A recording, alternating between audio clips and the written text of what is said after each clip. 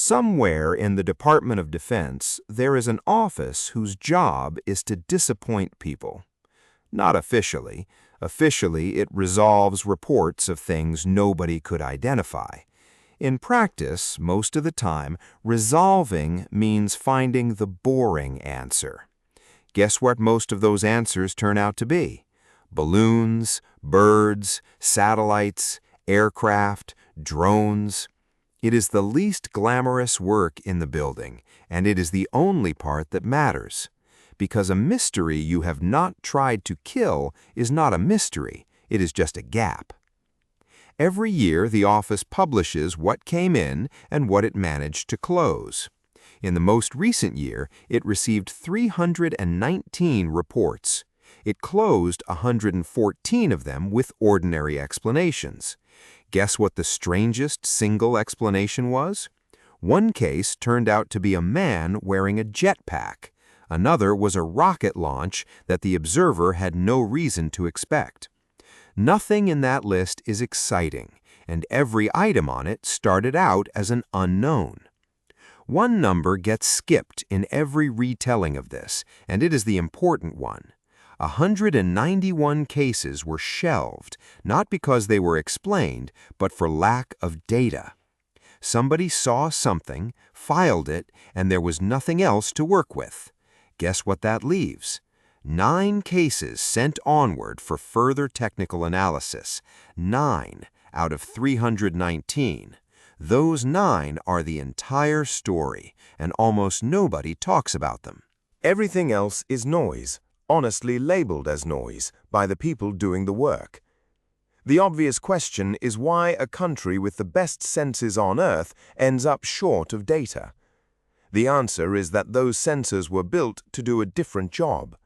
A targeting pod is designed to find and follow an aircraft, not to characterize something unknown. Guess what happens when you point one at an object it was never designed for? It reports confidently, and it can be confidently wrong. Infrared cameras do not measure distance, so they cannot measure size or speed on their own. A small, warm object nearby and a huge one far away can look identical on the screen. Which means a video that looks extraordinary might be showing something entirely ordinary. One specific optical effect has fooled almost everyone in this subject at some point. When a camera moves, near objects appear to shift against the background, and far ones do not. So an object that seems to be swerving impossibly may be perfectly still. Guess what is moving in that case? The aircraft carrying the camera and the gimbal keeping it pointed. Several of the most famous clips have exactly that signature in them. That does not prove they are ordinary. It proves the video alone cannot settle it. And the office says this out loud in writing, which is more than most commentators do. Proving something genuinely anomalous would take a very specific kind of recording. Not a better video. Video is the weakest evidence in this entire subject. You would want the same object recorded by 2 instruments that work in different ways. Guess why 2 matters so much? Because the errors of one do not repeat in the other, so distance can finally be pinned down.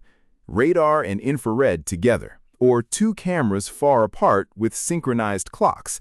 With distance, you get size, speed, and acceleration. Without it, you get an argument. In nearly 80 years of reports, that combination has almost never been captured. One thing about this office is genuinely admirable, and it is not the conclusions. It is not trying to prove anything. It is trying to remove explanations one at a time. That is unglamorous, and it is exactly how every serious field works. Guess what happens to the pile when you do that for long enough? It shrinks, and what is left gets more interesting, not less. A mystery that survives an honest attempt to kill it is worth something. A mystery nobody tried to kill is worth nothing at all.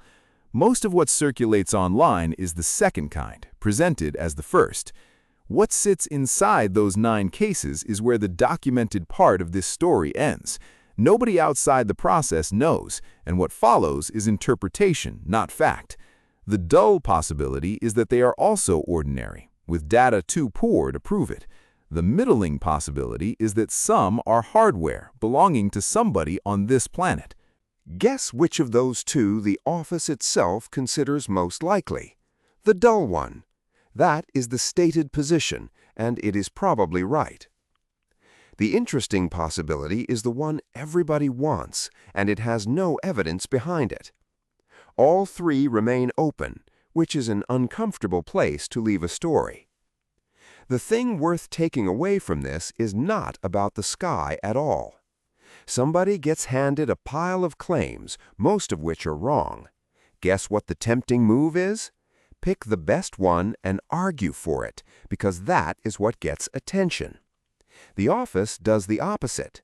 It attacks the pile until only the survivors are left. Then it reports the number of survivors honestly, including when the number is embarrassing. That is not skepticism, and it is not belief. It is subtraction, done in public. And on any question that matters, the person doing subtraction beats the person doing argument, every single time, and it is not close.